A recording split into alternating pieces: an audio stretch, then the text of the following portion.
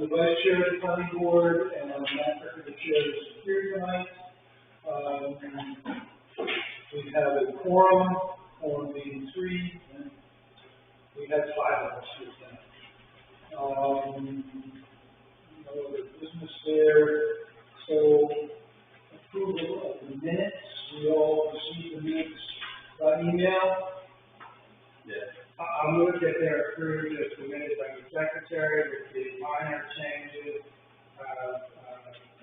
changing the LD number and completing the sentence, and adding that the minutes were voted, the minutes from the prior meeting were approved at the start of the 6/10/21 meeting. With those changes, I move that we approve the minutes. We have a second? We have a second, and all those in favor? Minutes approved, thank you. Chris? Yes. You're the next. So you want to have a mineral extraction permit, basically. Yes. So tell us about your operation. Yep. I'm Chris Bernard, just up the road. 10, 12, 14 years ago, I bought a piece of property that abutted the original property that I built the house on. Had about 12 acres of it logged, cleared it off, and about 8 of those acres I had stumped. They did it with a dozer because it was cheaper because I lost all my topsoil. They pushed all the stumps into a handful of different locations, basically mowing pressures in the area. So 3 or 4 years ago, I bought back a little bit. I had a contractor, and I basically had no soil, so I started taking a little soil here and there, and I had a deer hunter, I put food plots in and all that. And so for a couple of years, I just, made use of what I could get at the tractor. So I bought an excavator, and I started stockpiling, digging it out of these trenches and piling it up. Looked like quite a bit, and I said, well, I probably should, try to recoup some of my costs and get rid of some. Without knowing, I did get rid of some last year, and when I started getting rid of some this year, I was informed that I could only get rid of 100 yards at a time without the condition of spring. So in the process of spring, I picked up an old dump truck, and the more work I do on my property, I'm going to use probably over 50% of the loan that I get out on my own property. And today, after I did some more stuff on my own market, it's probably going to be more than that. So originally, when I talked to Wes, I told him I thought about half that I want to get rid of and keep about half of it. I'm probably going to end up keeping more than half of it, just because I want decent ground. And then I was in the process of getting a phone call, whatever, I found out I needed to go through this process. And basically, all I'm trying to do is put the openings into fields. I have that alfalfa planted corn, soybeans right now. I'm trying to treat for the alfalfa. I would like to, the hay fields, but with alfalfa, not just for the hay. And I need it to be right, I need decent soil, so I'm going to end up using probably, like I said, more than half of it. But I don't want my hands tied that I can only get rid of 100 yards, because one of the fields is where all my stuff materials pile. So when I get everything else, I'm going to try to figure out how much I need left for that last 3 or 4 acres. And get rid of everything else, and then spread that out, and then my project's going to be winding down. And that's basically about it. I'm not trying to start a gravel pit, I'm not trying to, but at the same time, I don't want to be able to, well, I can only get rid of, 100 yards. Yeah. So, in a nutshell, that's all it is. Okay, well, it's been a while since I've looked at mineral extraction. Do you know, what's the address of that property? Yep, my physical address is 952 Pequot Trail.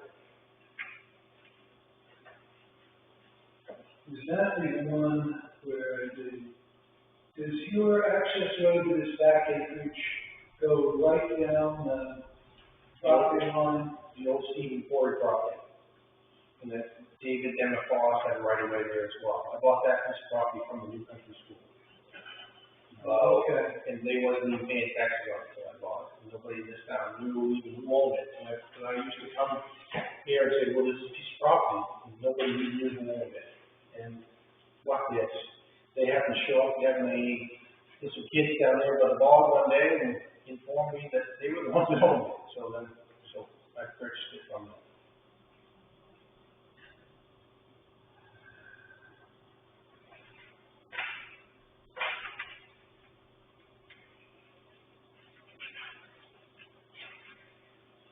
Extractive industry, is that what we're looking at? Page 42. I just like to see what it is, I mean, you know. What are we doing with?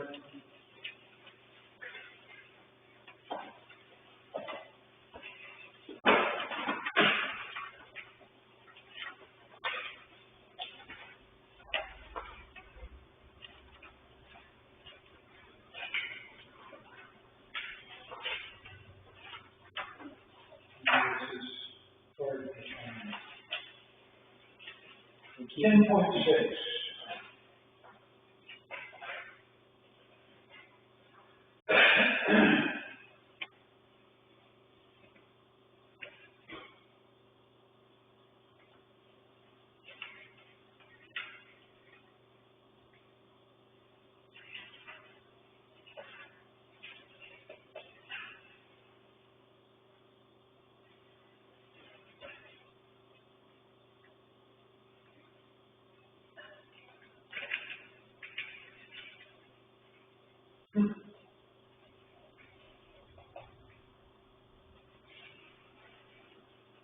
So you've looked at this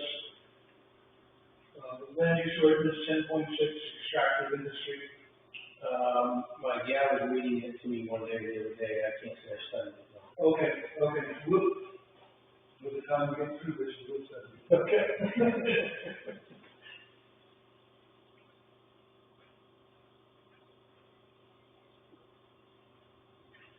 Do you have a boundary survey for your property lines? July, not since I purchased it. It was, Do you have one that, you know, from before you purchased? there is, just this paperwork, the deed work, it's all. Because it says here, plans for the proposed extraction site shall include a standard boundary survey of the property line. Yeah, what I was thinking when I heard you were coming about was that this is gonna be expensive for you to get the permit. Yeah. And it probably isn't worth it for you, but not to me to say, just to me to say, well, here's some problems. Okay. And I was scheduled for a maybe last meeting, and then I kind of got to the point where, again, I don't plan on getting rid of a whole bunch. And I just was like, so I backed up. Yeah. Well, then there's an issue with the right of way, and the neighbor's not real happy, and so anyways, I got a letter from his lawyer, and blah, blah, blah, more information you probably need. So I had to hire a lawyer to explain to him exactly what my right of way is. So I contacted the previous owner, David Foss, who's done a lot of stuff in land in North because it's his right of way as well. He said, well, looks like you're gonna, you know, so anyways, I said, well, if I'm gonna do that, I guess I'm gonna pursue this so that they don't have something to say, well, you can't even alter it out, which I can, but it has to be limited amount. Yeah. So I'm like, I'm a little, again, I'm not trying to do anything big here, I just want to put some feelers. But I this month here, I think, you know, get out of my way. I get it. You know? Nobody says the law has to be sense. So that's why I'm here, you know, Harvey doesn't want me. Yeah, no, but we have to go through this 10.6 extractive industry. And what you're saying, it has to be surveyed. Well, it says that submission requirements, a standard boundary survey of the property line. I mean, I know what these are a lot, but I mean, that's not surveyed. So this is, I mean, that's there because it's one of the things that stops arguments with neighbors. Yeah. Now, I mean, my view of the planning board is one of the things we do is we get people to understand each other and understand what their rights are, and, you know, we bring people together. I hope we bring people together. Sure. And so this is saying, this is one of the things, when you start arguing about where your land is, well, you have a standard boundary survey. No argument. Yeah. And, I don't think you correct me if I'm wrong, I don't think there's any argument about that I have a right of way here. yeah, The disagreement is what I can and can't do with the right of way. see, I'm not arguing that at all. Sure. I'm just saying, But you're reading what, yeah, no, I get it. I mean, I would suggest that you take and you do study this. And you can get an application form from Wes. If after you study this, you say, well, it's worth it for me to go through all these hoops. yeah, I've already done the application form and paid my fee. Okay, okay. But that doesn't mean. So, what if he builds a shed? If you read this, it says here, exclusions are the removal or transfer of material and incidental construction, alteration, or repair of a building for which a permit has been issued for the grading and landscaping incidental thereto. So, he's literally just, I don't know if you consider it construction, but, I mean, it's not like he's not like he's creating a business, I guess. It's more like it's a temporary thing, kind of. I understand it makes sense what he's doing, Amanda. I'm just looking at the, you know, what it says, because under performance standards, it gets even tougher.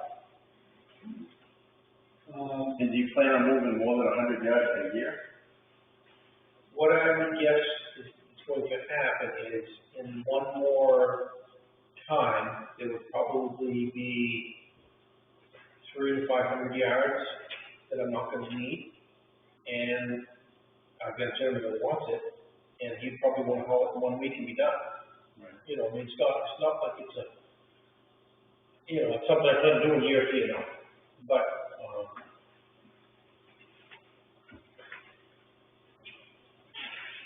I'm not really ready to make a decision of how much I want to get rid of yet either, because until I spread all my stuff out, you know, I don't know if you understand what I'm saying. How many lots do you have? There was, when I originally bought the original home up on the road, there was kind of messed up. There was 2 acres up on 113. There was a 4 acre, pie-shaped piece of property, and then a right of way to what was called the cranberry bog. So there's 3 different parcels when I bought the original 10 acres. The land around the cranberry bog is the piece of 50 acres, or roughly thereabouts, that I bought from the New Country School. I sold the home up by the road, built a home across the tracks, and, you know, so now it shows 1 lot, but like I said, originally it was 3 lots, I sold one, and I bought another one.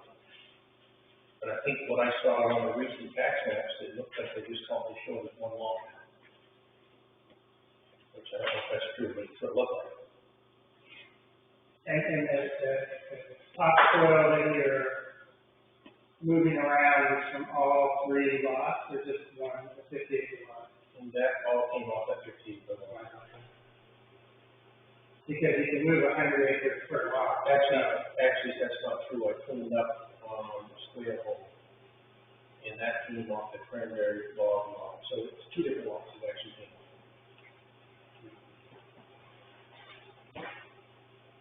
So the only, I think, we would have to be willing to waive the boundary survey, and that's a tough. That's not bad, that's why I'm thinking, right? That's it, okay, yeah, That's that's a tough. especially if it's a question about, Yeah. right away. So I think if you can come to us, maybe you can find a previous owner of that. Okay. That might help, Okay. but that's, as I just skimmed through this, There is the original, what I call the pie-shaped piece. It's brand new orange posts on it when I bought the new house up on the road. yeah, So there is a very possibility that between that or I understand there was a logging problem where wood was cut on someone else's land, Mike Jeffrey Senior got into back in the 80s. So that probably was something between those two, something was probably done back in the 80s and 90s. that would help us. That would help. I don't know that for a fact, I'm just saying, I'm kind of surmising. As I look through here, that's just something. what do you guys, Do you know how much it is to have roughly 50 acres for that? $10,000? Really? Yes.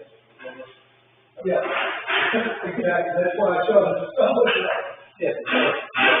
Yeah, well, all the surveys are like, you know, if you could get something done by next spring, you can get it done. They're all done.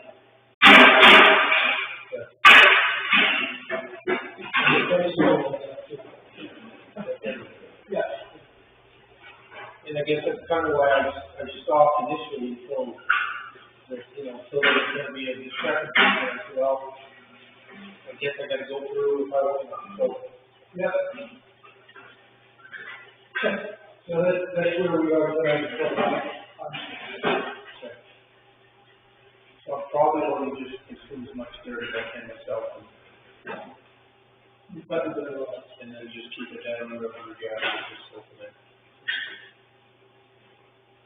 You're lucky to farm.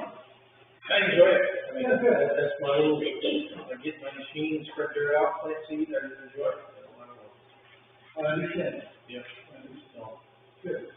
Wes, I'm assuming I can, terminate where I started? You can't do that. He wants to withdraw his CUP, he can get the money back, right? Yeah, we'll refund it, so you can start that policy. Yeah. So they're saying it could be $10,000 to survey my property to do it, so I'm just. It's legally $10,000. Well, I mean, I would check and see, you never know, I don't know. I mean, I think Joe's probably right? Yeah. If you have a survey already out there somewhere, I mean, that's probably the first thing to look for, is there a survey out there you can use? Is there a time frame when they expire? No, forever. Okay. You can find a survey from the 1300s, it's good. Okay. If you dispute that, that's not. Yeah. Well, we'll accept it. You will accept it, right? So Wes, just hold on, you don't have to terminate it yet, I'll look into this, it's been surveyed before. Sorry to be a pain. You're easy. I'm sure you can fix Said something. All right, anything else I can answer for you? Thanks. Yes. Yep. Yep. Okay. Okay. Kind of look back and change the title. Okay. When you get to it, there is a survey on record already, there may not be, but that's one thing to look at. Okay. And it's all online and available. Yeah. Okay. So I'll just read through that again and we'll And get go into back, so like, here's the you, Yep. and then there'll be a deed into people who live you. That's and right. deed into people who back. And there's something to do something about There it. might be, It might be. they're all. What's that? What is it? On the website, like all the distance and current distance. The Cumberland County survey. Stone marker to this stone marker. So It's hard to read. Yeah, so where it says from the spotted pine to this Well, the pine's probably around. yeah, I mean, because, Sometimes in the deed, it'll say, you'll actually see a reference to survey of, the name of the surveyor, and it'll say handbook X, page Y, which is on record somewhere. Okay. So actually make a reference to an existing survey within the text of your deed. okay, Sometimes we also include a description. So they're always, that's. Just check that out. yeah, because, Check that out. because there is distances and granite posts and barbed wire, that type of stuff. That's a property description. But that's a property description, that also shows survey. Okay, all right, all right. You know how to go on the internet and look at the deed? Might be out of Yeah. I can use my phone there, all that. Yeah, that's a place to do it. Okay. If you can track your deed back 50 years, pretty quick. Thank you, Chris. Thank you, guys. Yep. Okay. Walden six. So I sent on to review, I don't know if everyone got it today, or earlier today. Nice to have the vote. Thank you. Okay. All right. Thank you. Thanks, Karen. Thanks again for having us here tonight, and I'm going to do the same thing we did a couple of meetings ago. So, in Greg Dixon, our, project engineer, if there's any questions, you can help us answer them. Yep. Good to see you all again. We, went home from the last meeting, we did a fair bit of homework, and, we're coming before you with, some additional information and some adjustments to the plan. Yep, I saw them on the email. Cool. Yeah, very good, thank you. Okay, then go ahead and sum up, and then we can get any questions. Okay, cool, yeah, so we conducted a line of sight study, surveyor, legal technical came out, and compared the, logging entrance to Beacon Road entrance. Well, it's Beacon Road, not the entrance on Beacon Road, so we took the line of sight, turning off Beacon Road and turning off the logging entrance.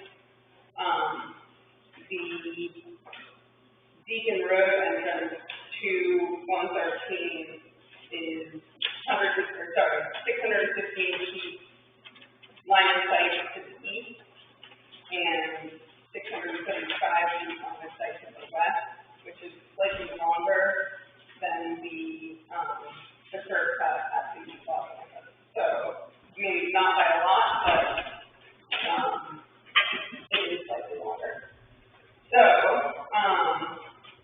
we're proposing not to change the entrance down to the logging landing. The other sort of kind of looking at the engineering and what it would take to use that logging landing, we would have to do, I think it was 2,000 square feet, sorry, I wrote it down in the letter, so, 2,200 square feet of wetland impact.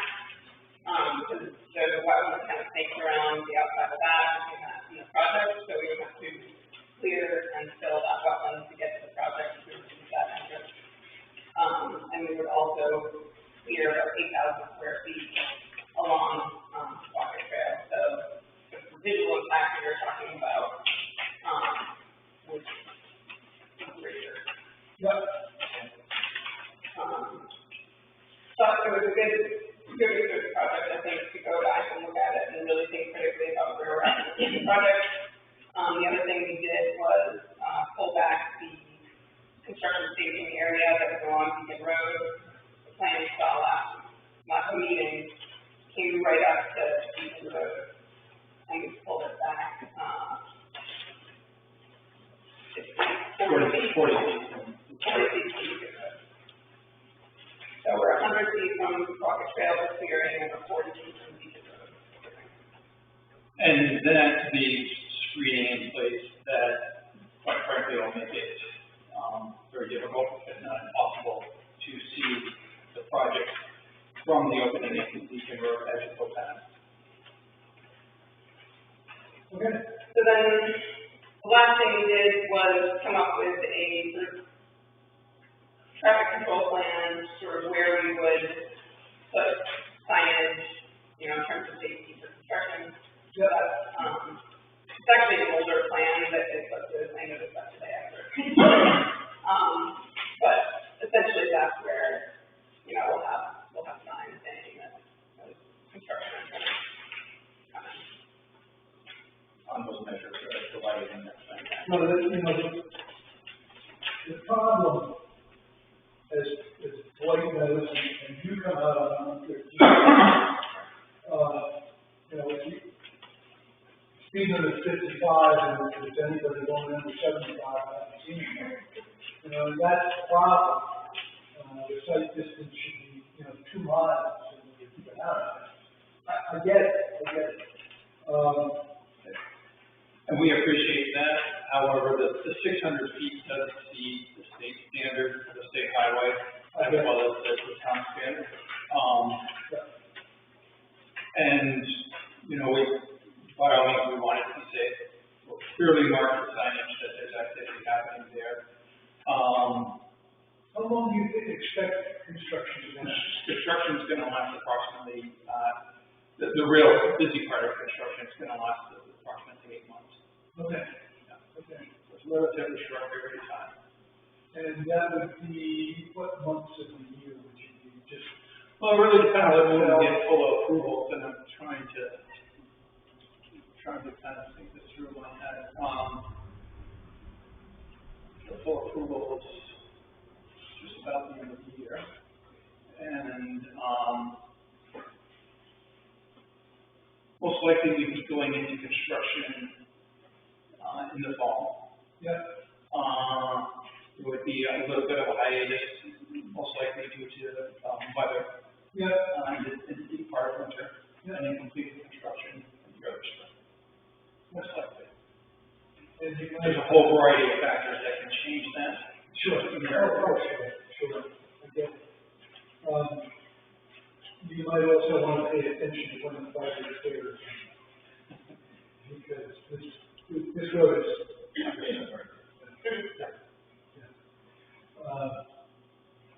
Does anybody have any questions? Do you post Deacon Road for travel?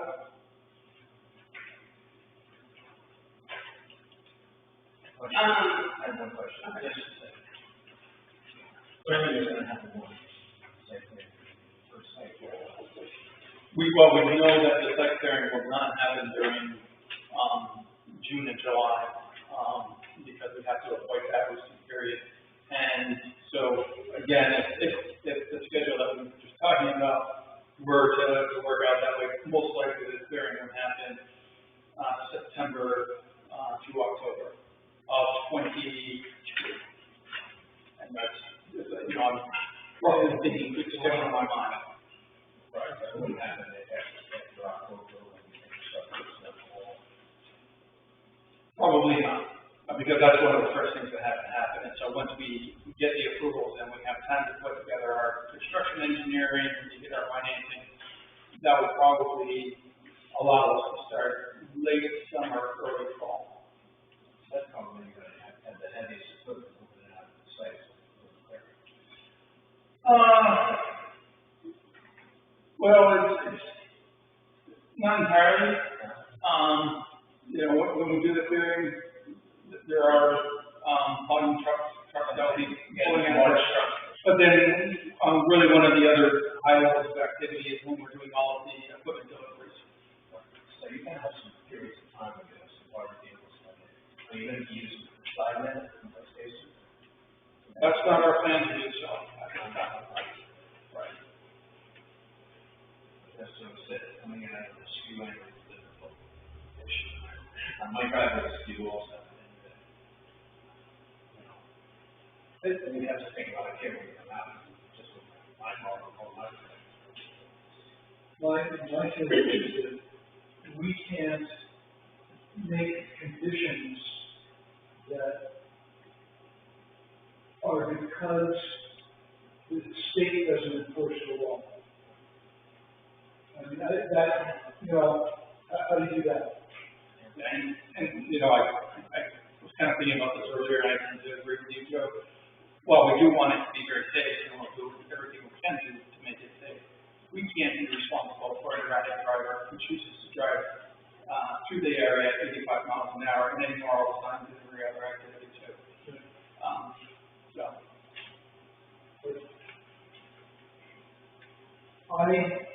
Personally, I think your plan has gone a great way towards,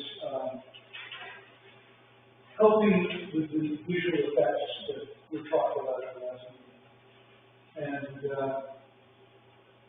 yeah, I understand somebody not enjoying the idea of 8 months worth of disruption to their life. I think we're all going to be, all of us, west of Deacon's Road is all going to be disrupted. That's what happens when you get what's called progress. So does anybody have any questions on this? I'm willing to go on to the next steps. Setting up a sidewalk, setting up a public hearing. Does anybody have any questions going to that?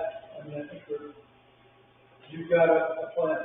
And I think they could look at it. Reason. I don't have a calendar. Do you have a calendar? Do you have any questions, Steve? So,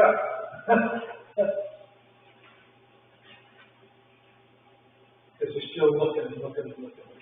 Yeah, I mean, we still have some concerns about the traffic, but nothing that we can't talk about as we go. Concerns about, you can't have any trucks backed up onto Route 113. We have to make sure that any trucks that are there can get into your construction staging area and aren't waiting outside that area. So, and I guess I still want to see a more detailed plan about what you are going to do to the entrance of Beacon Road to feel comfortable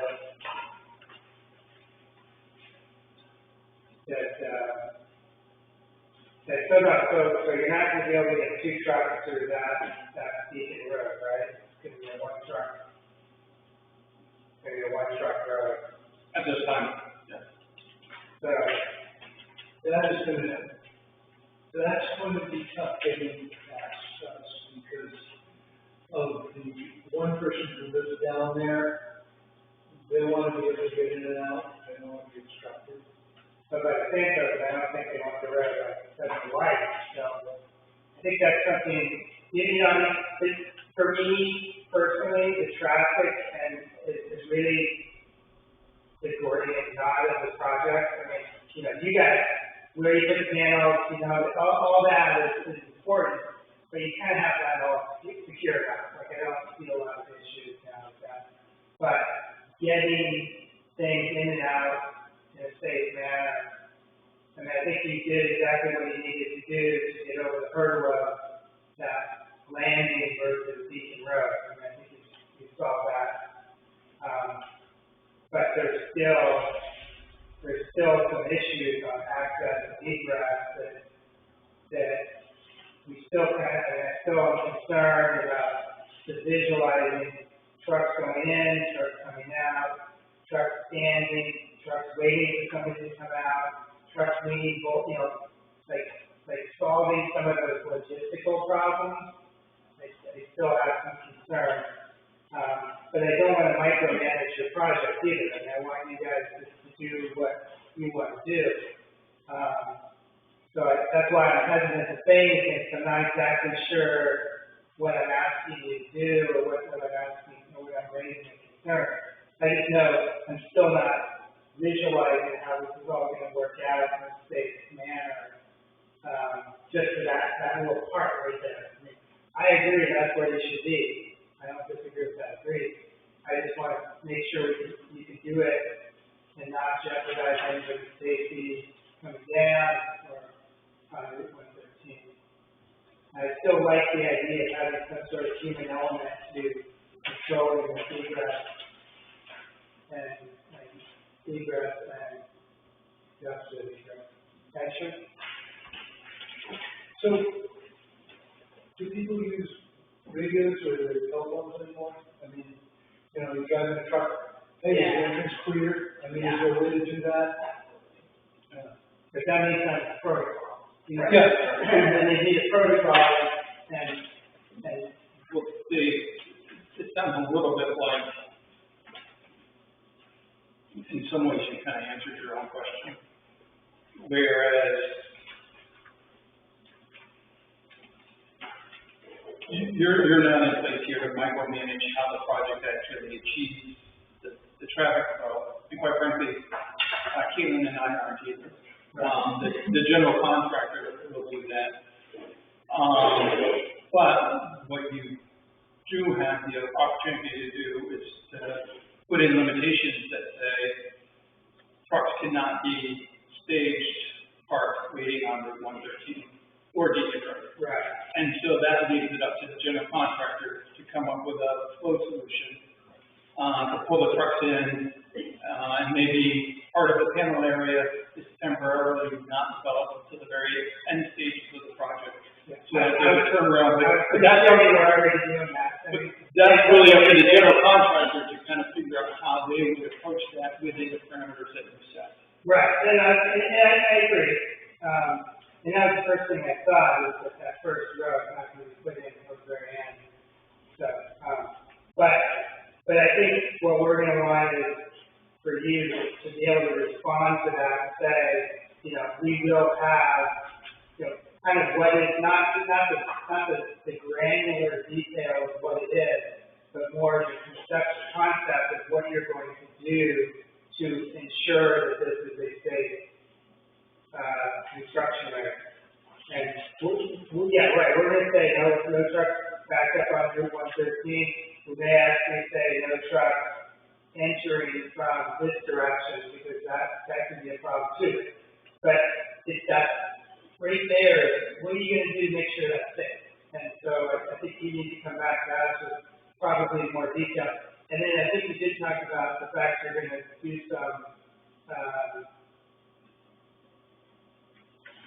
physical changes to the Beacon Road from 113 to your landing. And I think you probably have to come back with what you're expecting on that. Are you going to expand it? Are you going to put some sort of exit down? You know, kind of what you're thinking about in terms of that as well. And so that's part of, Keelan has been in touch with Brian to talk about. Yeah, And, we need to carry that conversation a little bit further. Typically in towns, what we're required to do is reinforce the apron and, prepare the road and leave the road in as similar or better condition. It's typically what's provided to us as a requirement. And so that's our expectation, is that, you know, we'll reinforce the apron coming onto the highway so that there's no erosion caused onto the tar of the highway. And then also do all of the reinforcement to the road and repair of the road for that first 100-yard structure, so they get to our entrance. So like, if you're gonna widen it, and you tell us, if you're gonna widen it, you know, even if you're gonna put it back and revegetate, like, those are the shocking things that people are like, what the hell? You know? And that'll require really the input from Brian on his suggestions and requirements as the road commissioner. That's typically how it comes to us in most towns where we work. I would think you would be self-motivated and self-directed in a lot of it. Brian is on vacation this week and next. Yeah, but he's also, I mean, he's pretty,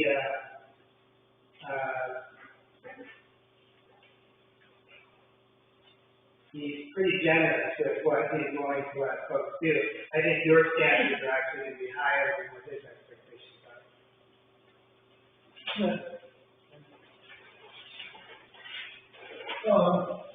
Do you want to set a date for the sidewalk? I've been on that calendar. Yeah, no, I have a calendar. So we are here at June 24th. Yep. So a week from now is the 1st of July. 2 weeks from now is the 8th of July. Well, we gotta get it in the shopping guide. So if we get it in the shopping guide by Monday, it goes in by Wednesday. And I think there's 10 days. We look up to 10 days. So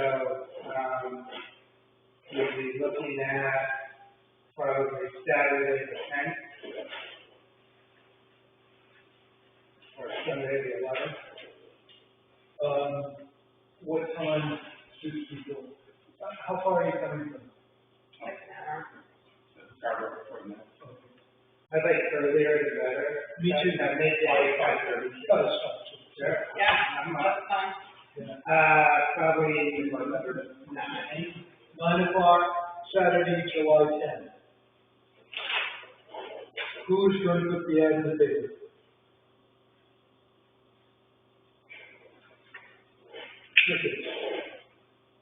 That's always part of my, well, I'll put the ad in the paper, but you have to notify the abutters. Okay, I'll notify you. There shouldn't be very many abutters. I'm one of them. Okay, so then do we want to schedule a public hearing? Are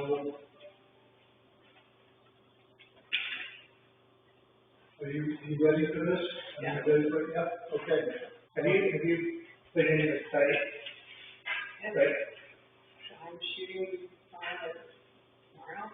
Okay, I don't want to get a public hearing on the site, site kind of, Like, site application. application. Oh, okay. So, maybe share it? If not tomorrow, I'll be next week. It's not tomorrow, but you're. Well, before you, okay. We didn't have that. Okay. I heard, yeah. Scheduling the public hearing, is okay? So what date? What's the date? What has to be after the sidewalk, which the sidewalk goes to 10. So the meeting after the 10th will be the 22nd. Will be the second, it's the second and fourth, right? Yep. So July happens to have quite a few Thursdays in it. So the fourth Thursday in July is the 22nd. Okay. And, you can put the ad in, and I will notify the others. Yeah. They have some, I keep hearing about some fancy way of identifying the waters that the town has now, but I'll do it the old fashioned way, I'll do it tonight. Oh, she punches the computer? I still trust this, John, I don't trust this. This law. You maybe should get her to do the whole job for me? With the public hearing, right? 22nd. Yeah. Okay? Very good. Good, we're gonna say goodbye to you now, thank you. Thank You you. want Yep. Will you have an electronic copy of the, sidewalk? sidewalk? Can you send me a link to obtain that electronically? Yeah, I'll send it to Danielle and over to the people that. Yeah, whoever you want to send it to. Now, assuming it's accessible by everybody else, send it out to the board. Cool. Um, And we are obligated to provide a hard copy to the town. Yeah, yeah. So, There's a big binder in there. Great. put them in staff. All right, very good, thank you guys. Thank you. All right. Take care. So, Cheryl? the next item on the agenda is to review the subdivision ordinance. It's 20 minutes at 8 right now.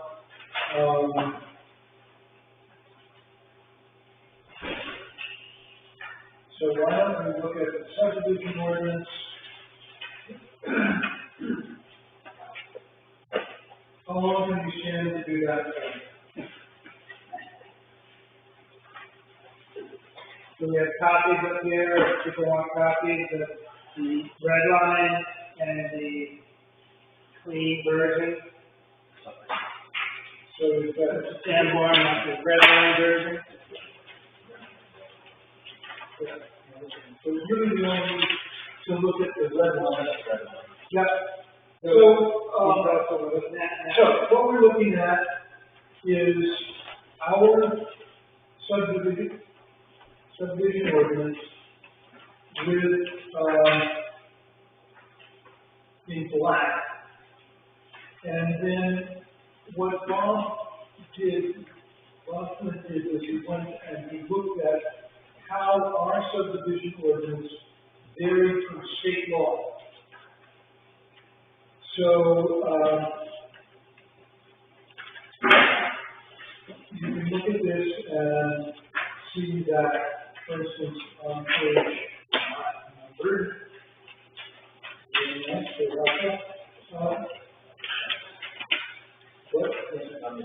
Article 3 definitions, densely developed area would be something that is added. So we have densely developed area means any commercial, industrial.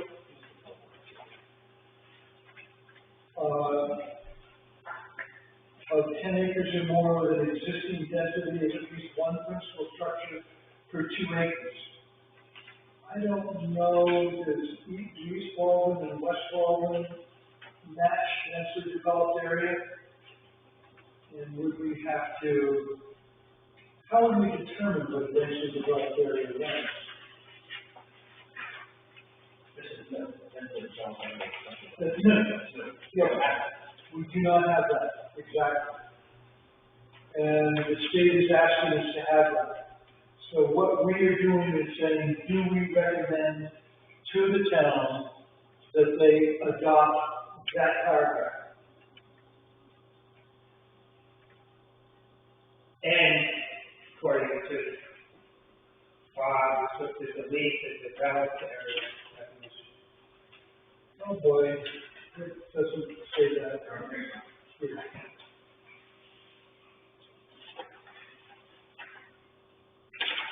I think it's I see it.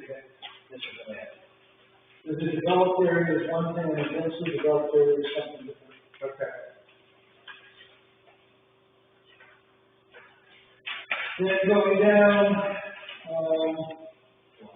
dwelling unit is crossed out. There's been a lot of controversy over this. I am not happy with the new definition that the state is giving us.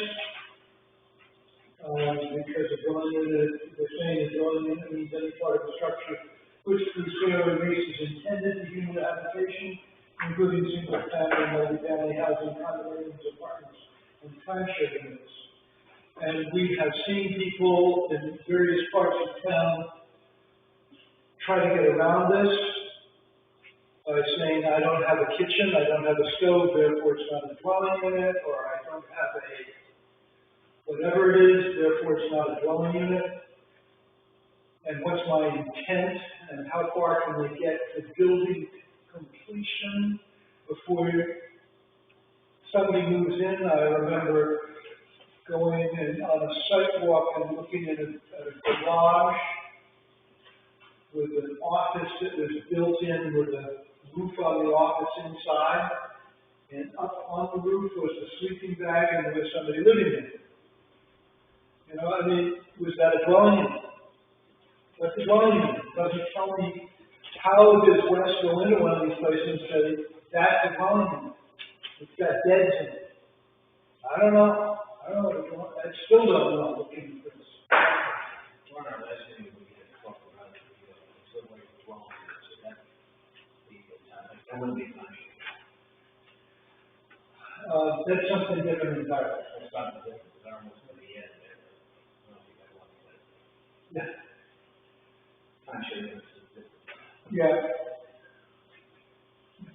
It's dwelling unit, because a lot of our land use ordinance revolves around dwelling units. Because we're a bedroom community.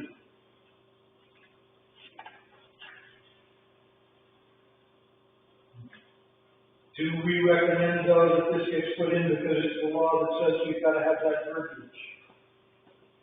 Well, one of the things, is part of that, I think, intended, Yep, you're cutting that out. I think it's more explicit. I agree with you. But the law says we have to do it differently. In other words, we're looking through this ordinance with a gun law. The state is saying you must do this.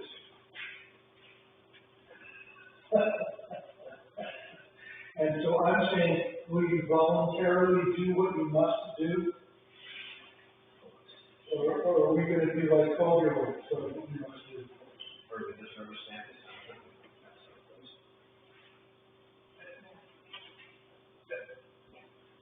I understand that. What you do in the law says this is what you have to do.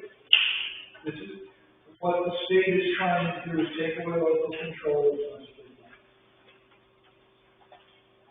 I do like to see going down, I do like to see farmland being defined. you know, they didn't challenge me when I asked for farm plate for my truck, but, you know, it's nice to have it respond.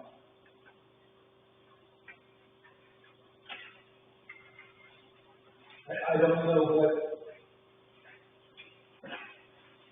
it means, though, when it says classified as prime farmland, unique farmland, or farmland of statewide or local importance in the Natural Resource Conservation Service. So we skipped over the long interest. Well, I don't know what you're saying. No, I don't know what you're saying. Okay, straw poll, great. Okay. Tracy? Hi, Tracy. I guess I thought after our conversation last week, when we reviewed each of these lists, and I think our discussion was that these were the new definitions, they were going to be replacing ours, and to the extent, you know, some might be new, Yep. maybe they're not in our current one, and some may be replacing ours, and I didn't feel like we were going to revisit each one and actually vote whether or not that was the case. I thought we decided that this is what we are supposed to be doing, Okay, we're going to do that, and then we're gonna utilize our other tools and resources where we can and need to. okay, And how we do our business here. okay. But I thought that was the discussion we already had. I didn't hear that. Okay. But that's fine, you heard that. I'm not arguing with you that that was You what can you know, said. okay. That you felt that was what was agreed on. Is anybody over here on the right-hand table, sitting here, about how we should proceed? I think we should just do what Bob had written down, I mean. Okay. I didn't know we had a choice. Okay? If we had a choice, if we have a choice, maybe I would have to discuss, but I just got from the last conversation, we didn't have a choice. Okay. So maybe we can put, you know, maybe if people have particular concerns about particular definitions, we could put those, you know, on a list and have somebody, like the town lawyer, can we choose this one or that? So how would you proceed at this point? Would you, and because my approach is much more retail, and I like going wholesale. Well, I think I just go quick, so like, you know, dwelling units replaced, you know, does anybody have any major problems with that? If we do, we're gonna put that on above. You know, we'll put it. It's a general question, we should have from the attorney, can we change it? Yeah, maybe that's the way to do it. Just confirm that, and then we have to know, if that's the case, we have to accept it. We don't have any questions. Okay? So there's other things that can go down later on. So, other than just, you know, which definition are we gonna do? Is there any other place, Don, that you thought? Well, I started going down into the actual definitions of subdivision. Yeah. That whole section of subdivision. I believe that a good look. But again, if we have to just accept it, we have to accept it.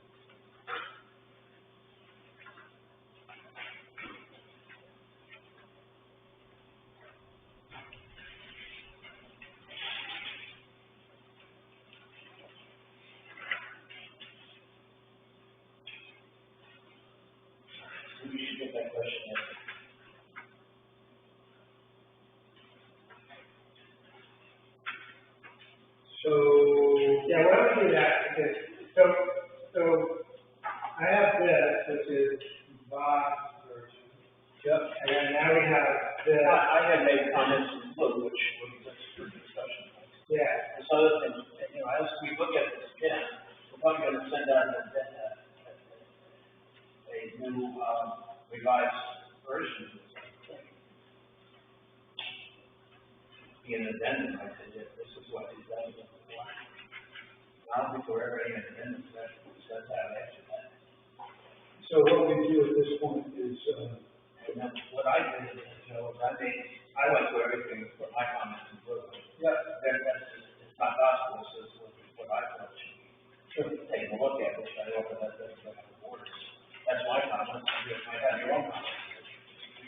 no, I like your comments. I mean, you basically, change some grammar and change some Grammar, there was some. some basic additions. Right.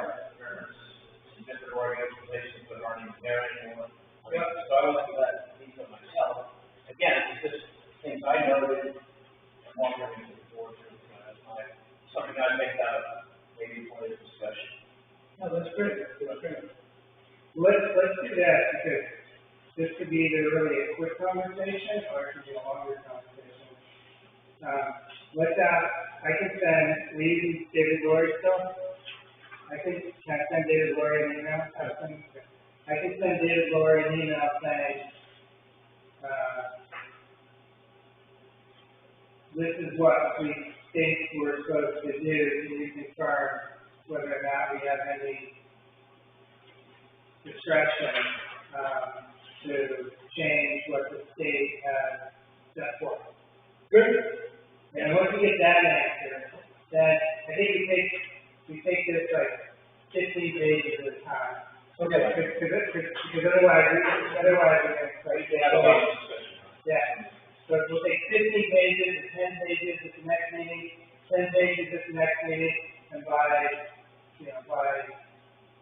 4 meetings we'll be done, and we can stay out to the side. Because I just looked at this like, wow.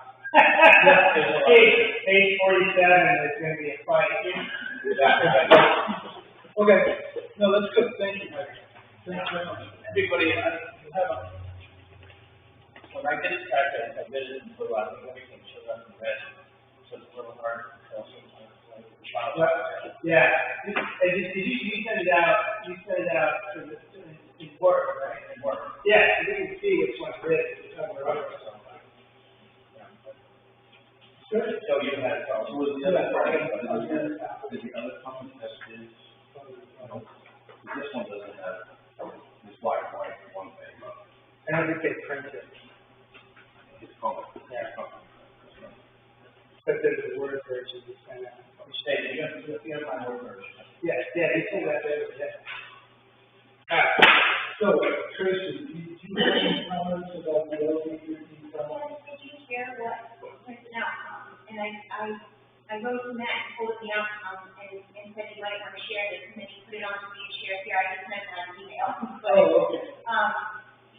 there was a vote of the full legislature, and they adopted the version with the amended language MMA put forward, retaining much of the local control, setback, driveway, septic. So our discussion of last week, I'll send the language to MMA, but basically, it was approved and is going through that by right, we have one ADU, but we still have in our local ordinances and regulations as we normally would with those prohibitions that were very black and white, not going through in the final text. So the outcome was positive. That's all I wanted to let you know, if you hadn't already heard that. So I was talking to MMA like twice a day for 2 weeks. And a lot of towns came forward and they did a really good job with the amended language, and that's their better. Great. So if somebody comes into us and wants to put an authority, has a 2-acre lot and they want to put another house on it, he has to give them a permit and cannot call the subdivision. That's a good question. So if somebody is putting, our subdivision right now says 3 lots, right? Well, we divided into 3 into subdivision. Right, but what if you're That's my question. So, So if I just take from my land and I say, here, I'm gonna give 5 acres over here and put a house on it. that's fine. So, I mean, but the ADU is that it's on your existing property, so the idea is that it's within an existing single-family lot. So, if it's on your own land and you're just building another house attached to, or building out the basement apartment, or building a separate house, I believe you're going to be allowed to do that with no subdivision requirement. If you're doing 3 lots, you're triggering that, correct? Yes. So, and I think you can still even divide out, you can make 1 lot 2 without subdivision. Right. So, like, you can have another building, you can have a dwelling unit attached to your current building by right. So if you, But we if can, you don't sell the lot, but you keep it auxiliary to the main building, like, you're not selling it and dividing a 2-acre lot. You still have that 2-acre lot, with the main dwelling unit and another auxiliary. I believe that there's no requirement. So if you have to have a single, you have that 2 acres to have a home on it now, I'm gonna be allowed to put an ADU on that same 2 acres. So it doesn't have to be 4. Okay. One of the other changes in the MMA language was that one of the 2 has to be owner occupied. It was proposed initially that neither had to be owner occupied, but the approved language is one of the 2 has to be owner occupied. So what happens when I put up the auxiliary dwelling unit on my 2 acres? Yep, And I live in my house, and then I move, and I rent out my main house. So the new language says it has to be owner occupied, one of the 2. So if you rent out your little ADU and then you move out, that doesn't work. You can't rent out both, that's the point. So Wes is gonna have to go knock on the door and Well, get out. I'm not the enforcement arm, I'm Yeah, yeah. just communicating to you. No, I'm just wondering how that works. Right now, our current ordinance, does it have anything about owner occupied? No? Okay, so right now, you could have 2 renters. Yeah? Well, no more. Okay, interesting. Great.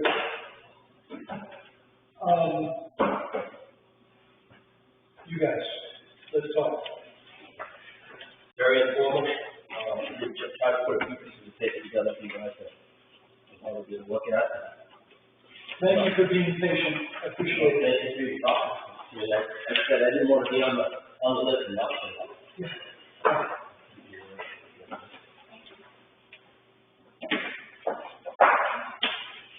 So Jan and I, at the owners of 12 acres of land in Baldwin, our purchase is Baldwin.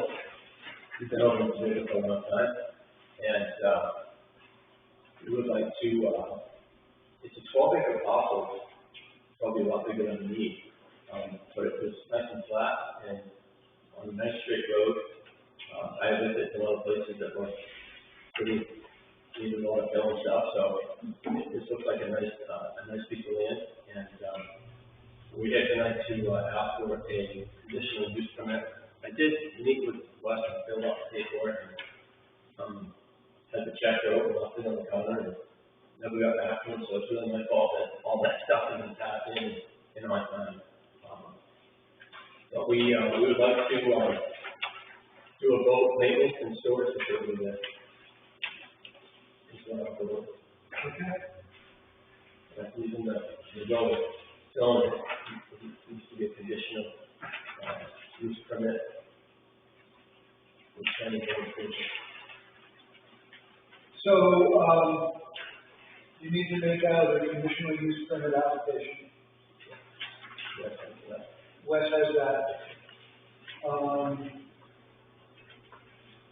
And basically, you fill that out, and it's holding one up in the air. Is that theirs? This is the application. That's the application that they have filled out. Yes. Okay? So we need copies of that. Okay, I can go through some right now. That's great.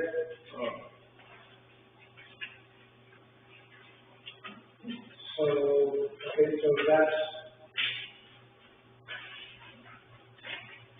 we're just gonna get a copy of that, and then we can keep on looking at things.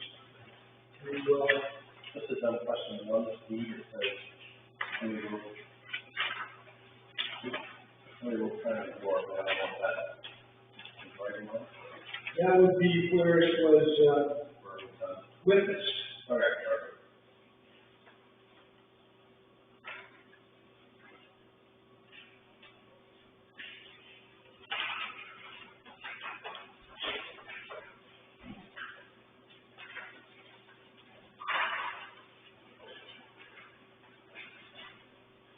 John mentioned, Raquel was in Florida, I think, this is maybe that's probably why.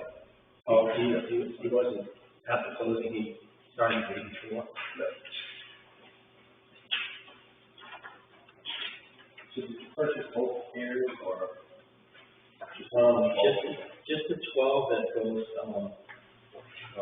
along Grand Lane, and along 107, it goes down to, it's about 600 feet wide and about average around 900 feet deep.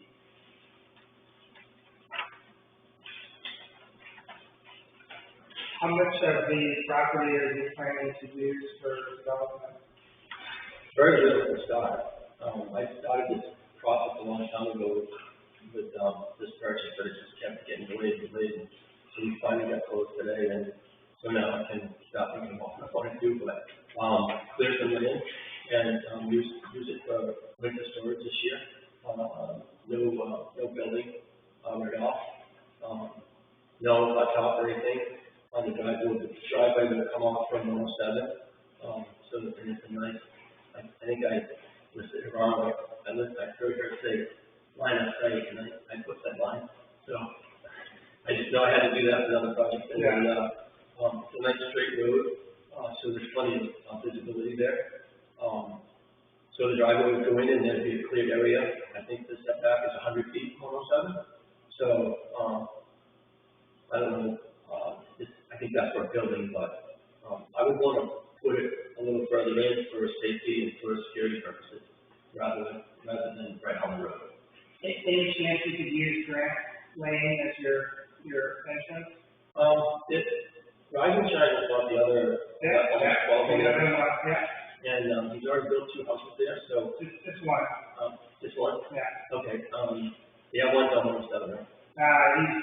He's considering building another, but he's got some problems with building another. So Oh, okay. he needs to come talk. I know there's one right on 107, and then when you go further down, Grant, there's a 2-unit now, behind it. Huh. So, Yeah. I didn't, yeah, I've been up there a lot, so. On Grant, there's two, The 2 So, units. lighting by on 107 is, there's one. two.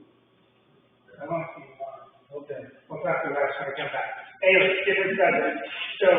So your thought about using Grant, I don't really think so, because, you know, a boat on a trailer behind the truck, Grant Lane is not that great.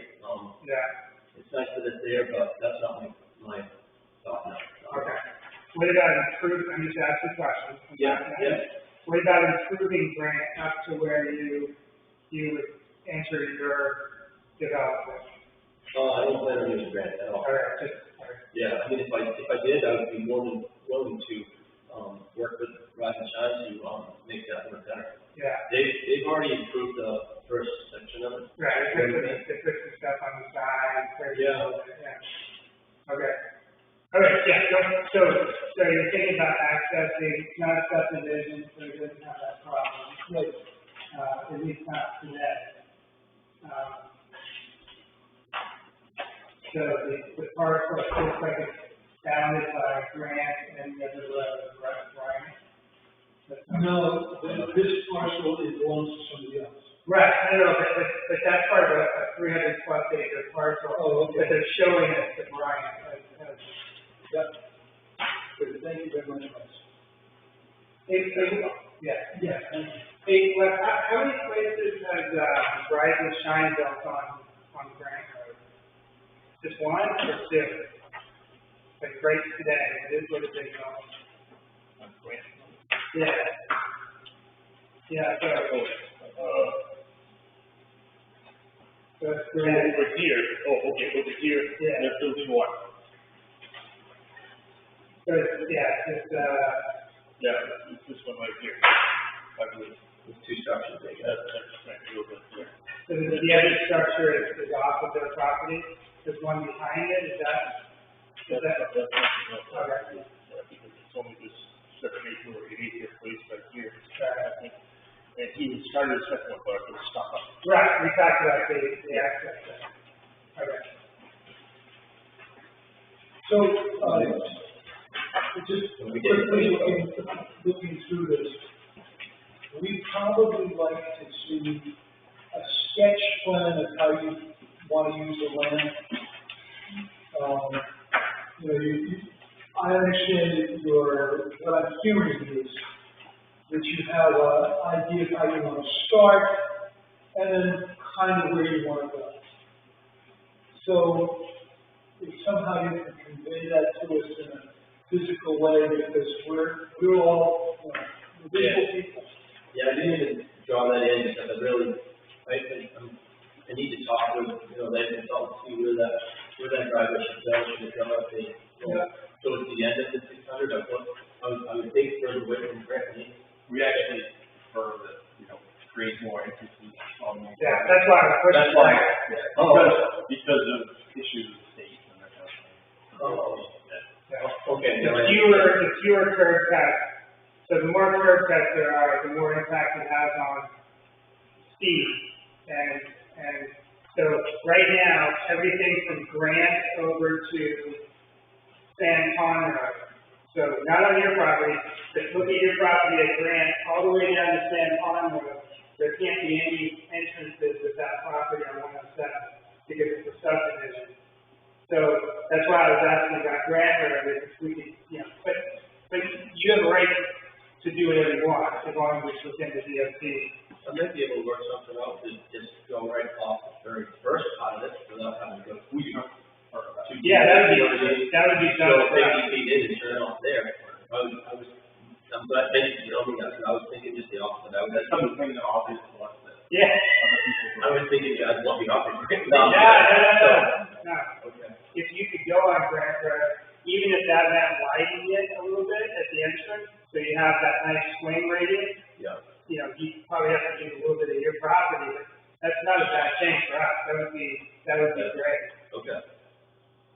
But not required, like it's your choice. So, I'd like that you've given us a description of how you want to run your business.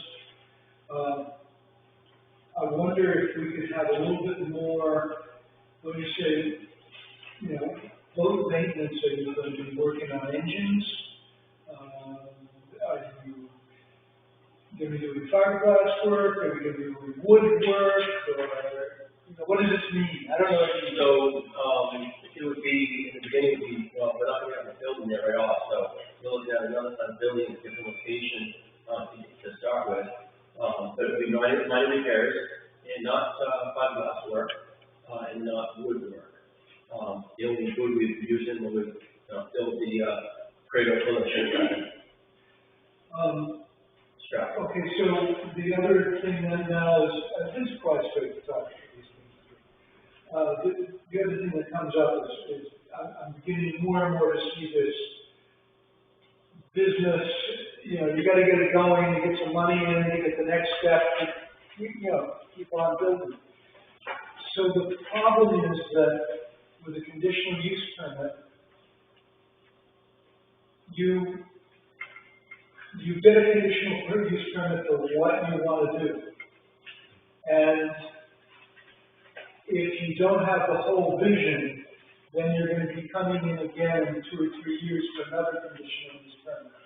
And then 2 or 3 years later with another condition, And I would discourage that because somebody is going to object to your business. If you've been in business for 3 or 4 years, somebody's going to be saying, he's making noise. And he wants to expand, I don't want him to expand. So I just encourage you to visualize out as far as you can how you want to develop your business and draw us a plan of that and ask for that. Does that make sense? Yeah, absolutely. Certainly have a vision, but Yeah. didn't know how long it's gonna take to put together, but now I understand the thought on the conditional use permit. And you can go sequentially if you want. You can start with no building, no engine work, no fiberglass work, no, basically just parking boats, shrink wrapping and parking them. Good job, maybe a fence if you're gonna, put, you can just do that, and then if you want to do a building, you have to come back, or if you want to do more intense work, you can come back and get that approved. You can do that. It's just like easier for everybody if you have that final idea. But the things we worry about are how is your use going to impact your neighbors? Now that's really the key. And so if you're going to do engine work, we're concerned about what are you doing with the oil? Are you on impervious surface? So you're not polluting the land. What lighting, visual. I mean, that's just beyond there is a pond that people really enjoy having their rustic house on. So, will you have a visual barrier between your use and the people coming in, and even the housing, you're pretty far away from it. But like, how is your use going to impact other people? And that's really what we're concerned about. So the more we know about what that use is, the more we can talk about how to address the impact on others. What kind of machinery are you going to use? Are you going to have a piece of machinery that has a backup? Well, if you do that, you're probably going to be limited on to what hours you can do it, because most people don't appreciate that at 3 in the morning or 4 in the morning. And it seems obvious, but that's kind of what we do, is just make sure that those obvious things, that you're seeing those same obvious things. But and to Joe's point, the more detail we have about your plan, the better we can do our job. Okay. Does that make sense? Is that a good way to try to do it? And the easier it's going to be on you in the long run.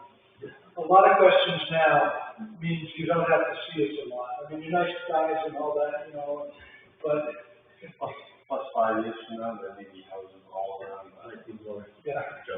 So you're better off getting everything you can. But don't go crazy about, give us an idea. You don't have to have every detail down, but you're probably better off to give us. Go up to Naples and take some pictures of that 6-level boat ramp. It's what I want. It's a pretty big piece, so I really feel that, way more than me. So I really feel that we can, almost put it in this, if we have to get on this. But you're going to have security. I mean, that's your balance, because you're going to have to figure out how to secure that boat. Fencing, I think that's why they do the buildings, is, higher roads, they don't get touched. That's right. And just so you know, we've never denied a permit. So this sounds like a great business to me. It adds value to the property. It doesn't take away from the rustic feel. It seems like all good stuff. So I think we as a board probably support what you're doing. And that's important for you to know. Yeah, that's right. We don't hate those. Appreciate that. Good. No, we want to see people come to town, but, we're kind of here to arbitrate between, the neighbors and make things good. Yeah. We're pretty tight everywhere we are, for 34 years we've been at work. Yeah. This is something that we want to do, but can't do when we're not, there's just not enough room. Yeah. Great. You plan to move up here? None of my business, I did, I moved up, we stayed up to the video this year for the first time. Great. Yeah. Great. Yeah. Love being in the town. Yeah. It's great to be home and not have to go anywhere. Yeah. Yeah. Well, thank you very very much for your time tonight. I know I wasn't, supposed to be here, or I didn't want to, supposed to be here, but not be here. So, So what are the next steps? What do we? So the next steps are the more detail, come back to us with more detail. Come back to us with more pictures of the land, you know, drawing out, how you're gonna use your land. And more idea of what things you're going to do on the land. You know, we wanna know about pollution. You know, that's why, David's talking about, you're gonna work on engines. And, you know, why I was mentioning fiberglass. You know, what are you gonna do that's gonna make life possibly unpleasant for your neighbors? Let's talk about it, contain it, reassure them that you're doing it properly. That's what it comes down to. And that's what we're talking to these people about. You know, how do we make it so that we can say and keep a straight face to people that say, this is gonna be a good business in town. And you guys built the boatyard across from the launch, right, down in Vegas? yeah, we've got You all guys the did a property. fantastic job on that. I mean, you guys know what I'm talking about? No. So you go down to Sebago, you go down the hill, usually there's like a 25 blinking thing right there. And you go down and there's the Long Beach Marina, and across the street they cleared it, the garage, and they store boats right there. Oh, okay. Yeah, you guys did, and that's a testament to your quality work, so. Thank you. We've got all the property off on the waterfront by doing that. Yeah, All the cars off the waterfront. I think that was fantastic. Great, I'm Googling it, it's taking Thank you. That's okay. Yeah, okay, we will have more for you. We just closed today, and it was a little bit of a contentious, Congratulations. someone dragging their feet on the other end, so, we know we did it pretty well. okay. I didn't say that, we would definitely get some stuff together for you guys, and everyone, bring it, come back. It's usually a 2 to 3 month process, just because you have to have the meetings, the sidewalk. Okay. So if you get your stuff together, this is a relatively straightforward, so you're just kind of thinking ahead, 2 to 3 months if there's no problem. 2 to 3, okay. Two if you get it, if you're good. Can we cut the trees? Can we cut these trees? We don't care. I mean, all the big ones that are taken off, it's pretty much firewood stuff, now small. You can clear the the area if you want, you just you can't let it go. Yeah, they just can't go in business. Right, okay, so we just start getting it ready a little bit. Sure. Cleaning it up is pretty messy, Yeah, when you took all the big stuff out and left all that. I wouldn't pour any, concrete or any permanent No. stuff, but people play around and wood wash every day up there, so. Okay, excellent, I didn't know that, that's good to know. Yeah. Thanks, Daniel, I appreciate it. Yeah. Thank you, Sam. Thank you. All pleasure. So, Nature's Wilderness, the follow-up, I should probably go out in the audience. Could you, I went up to the attic, well, I mean, there were questions because, there's a lack of understanding that. Okay, it is, Nature's Wilderness is on the agenda, so, I don't see anybody here from Nature's Wilderness, but, I know I was asked to provide the list that I used at the public hearing last year, and I failed to get that to, Wes, but I can do that. But is there anything else, that folks wanted to talk about regarding Nature's Wilderness? I might have to do the same. Sure, Mr. Chair. There was a lack of understanding on everybody's part, except perhaps the board's part, that the conditional use permit prohibits the sale or transfer of any land that is been permitted under the conditional use permit. If they fall below 462, not 492, Mark, apologies for my parking lot mistake.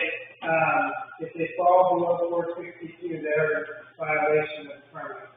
So, there's problem there. And that is because, the reason the number was 462 was because the then chair looked up and said to Gary Brown, how many acres do you have? And Gary Brown came up with an answer. Well, I think it's in their paper, so it's not, it wasn't a number that came from nowhere. Well, it was not an active one. It didn't come from the survey. They never provided us a survey of the entire 460 express. And I don't want to argue that one. I just hope that you can get that checklist to Wes, and that the board can get a report on how each and every item on that is going, because as we were talking about earlier,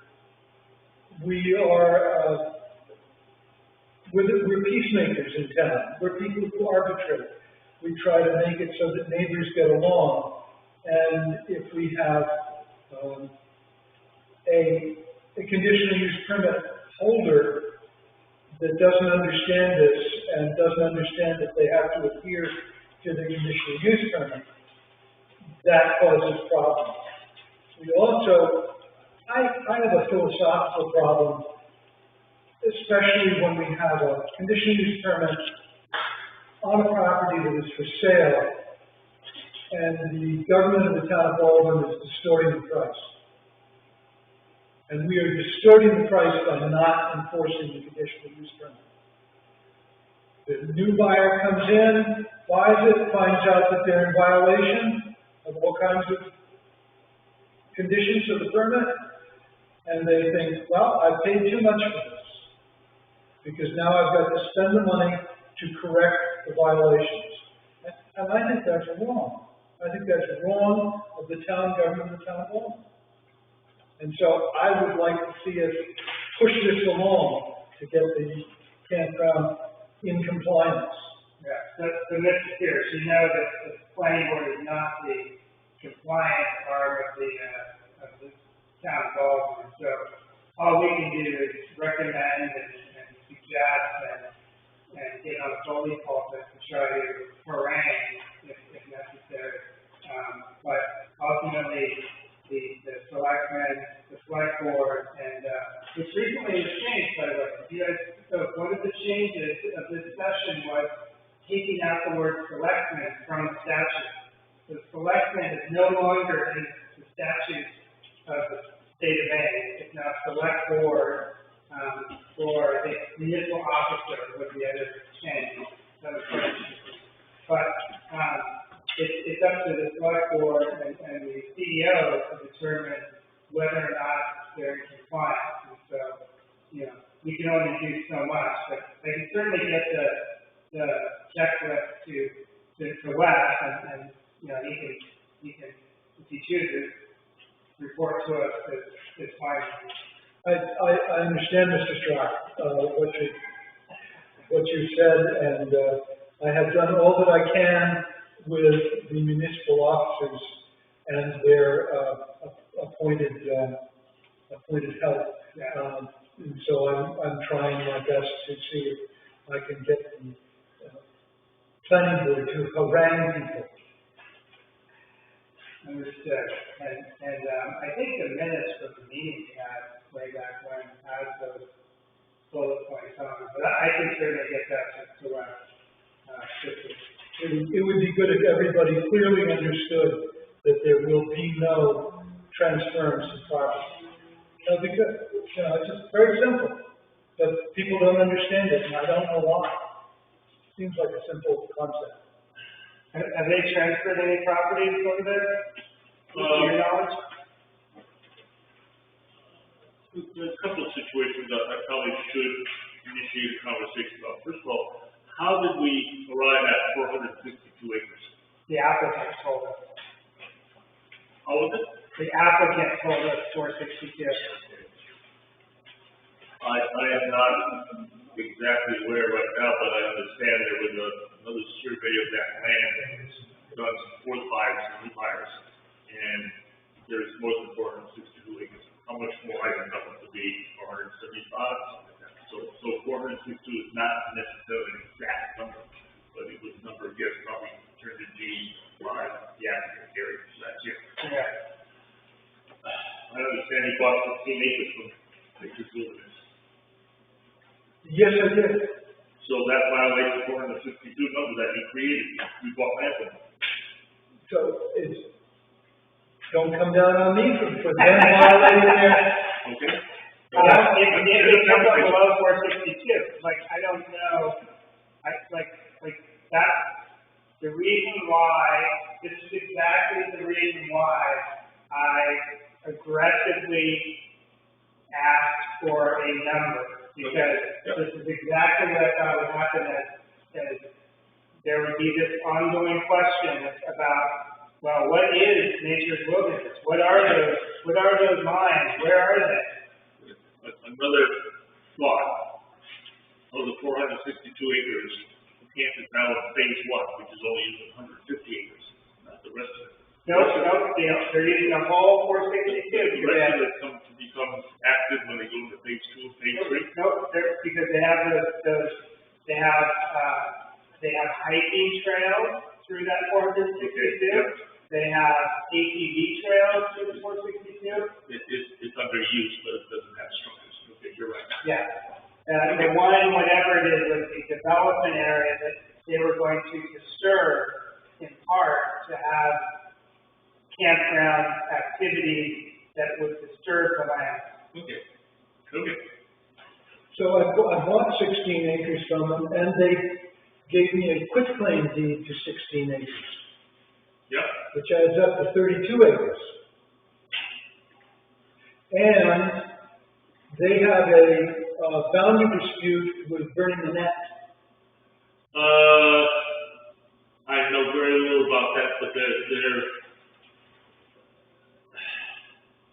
that's suspicious. Suspicious on their part. Okay. I understand the Nature's Wilderness property line along that border was developed by the surveyor by taking the figures of the property line of the neighbors and using that as. So anytime you want to go out there with me, Wes, I'll show you what Doc Marston marked as his land.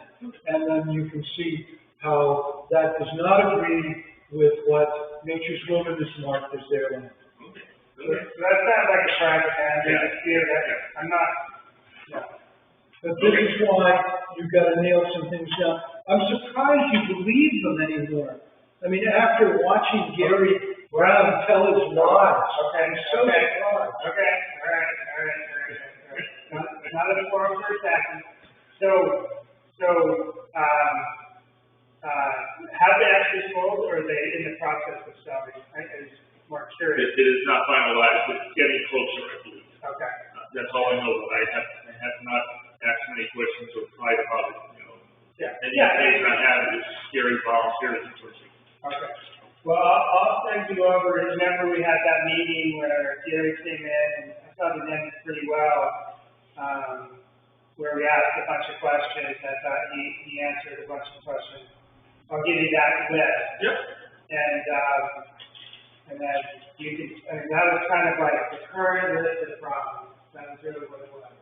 So I'll give you that list, and then you can go figure out if things were fixed, like the swimming pool and stuff like that. That'd be great. And then hopefully if these new people buy it, they'll come in and talk to us about what they might want to do. That would probably be appropriate, that updated, bring things up to a Yeah. correct level, yeah. That'd be nice.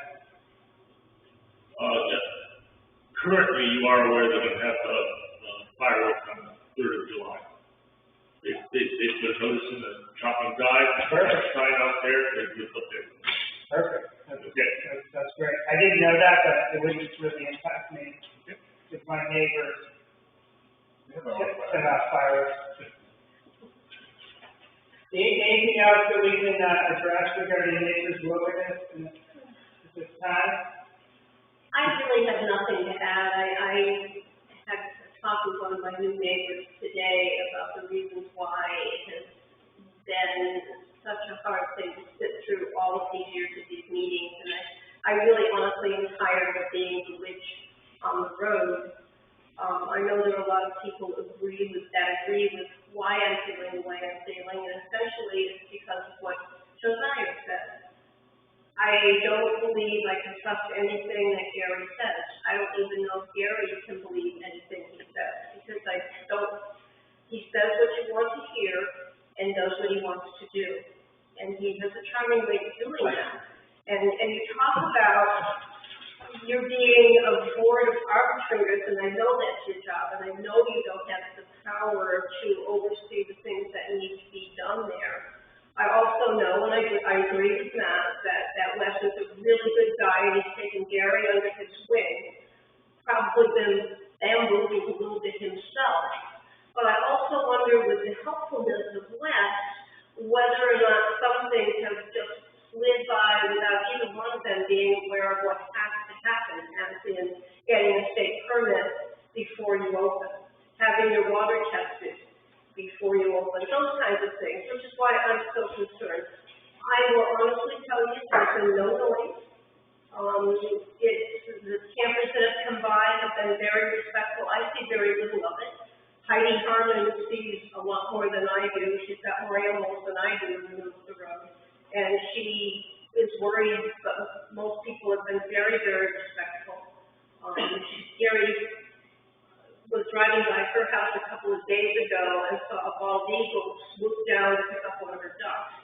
And it's the first time that she's met him. And she found him charming as well. We just had the conversation tonight. And he can be.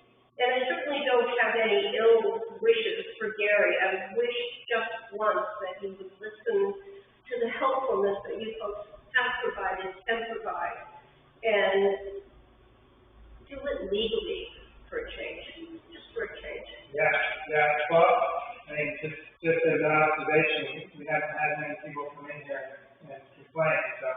No. That's a positive, we're a month and a half into the camping season, yeah. Some folks have complained a little bit, but it doesn't, but we haven't heard the same level of complaints that we did last year, so I think that's an improvement, yeah. We're not changing it. Yeah. No, we understand that you folks over on the other side of the hill are getting far more really right than you, we are. You're getting people, yeah. Yes, but it's great. Yeah, that's okay. That's the price of living in a rural environment where you don't have speed traps every 15 feet. Yeah. All right, so let's close out Nature's Wilderness. Is there anything else on the agenda?